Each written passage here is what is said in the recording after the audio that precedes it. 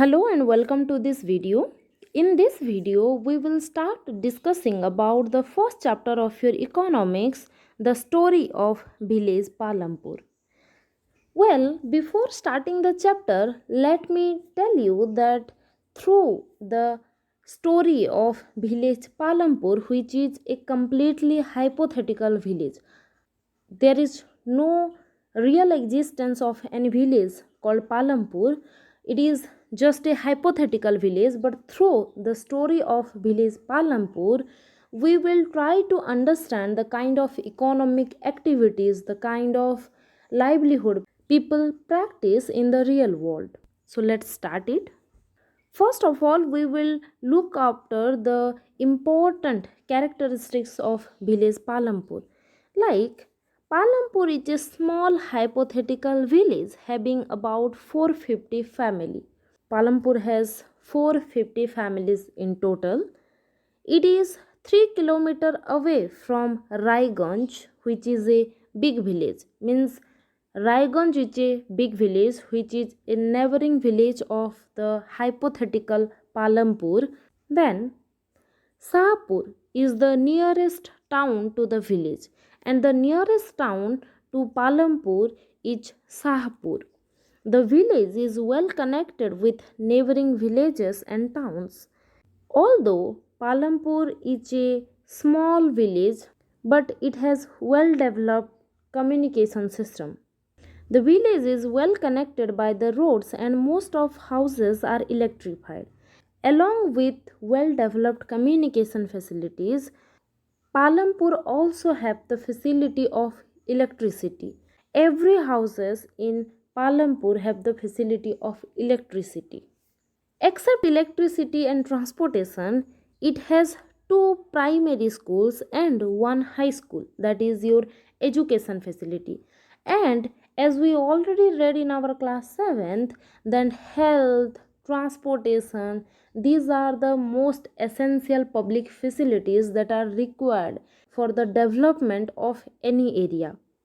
And except education facility and communication facility and electricity, there is also the availability of basic facility like healthcare facility.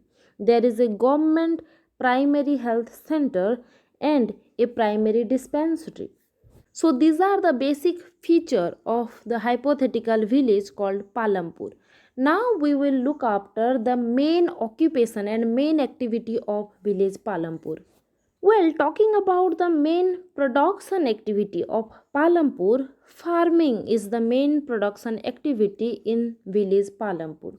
Well, if we talk about the activities of economy, the activities of economy are broadly classified into three types. Primary activities, in which people directly depend upon the nature in order to get their livelihood. Secondary activities means those activities where the main work is manufacturing, like factories, industries.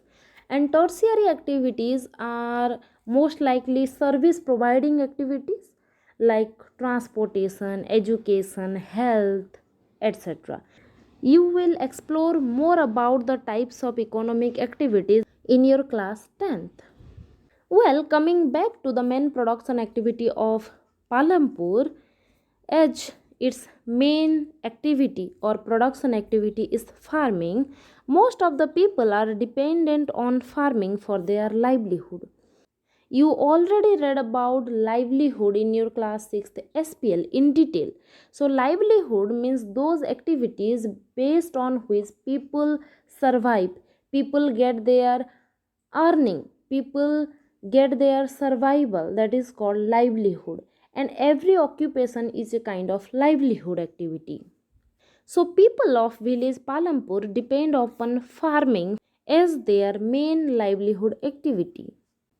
And it's not like that people of village Palampur depend solely upon agriculture only.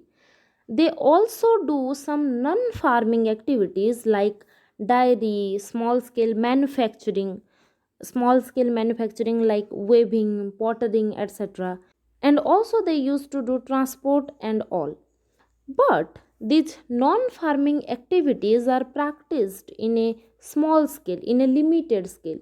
Most people depend on farming activity, and few people only depend upon non farming activities. Now we will discuss about factors of production. The basic requirements for production of goods and services, which are popularly known as factor of productions, are land, labor, and capital. Well, any kind of economic activities, whether it's production activities or it's service activities, like we discussed that the economic activities are mainly of three types: primary activities, secondary activities, and tertiary activities. Primary activities and secondary activities involve production of goods, whereas the tertiary activities or the tertiary sector mostly service providing sector.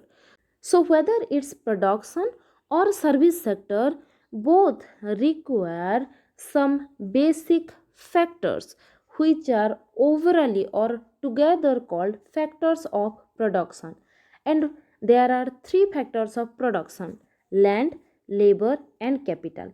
Without any one of these factors, production or service activity could not be possible.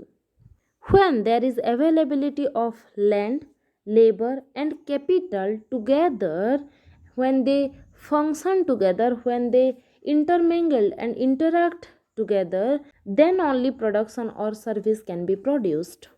So first we will try to understand that what is land means. Well, land includes all free gifts of nature. For example, soil, water, forest, mineral, etc. Second factor is labor.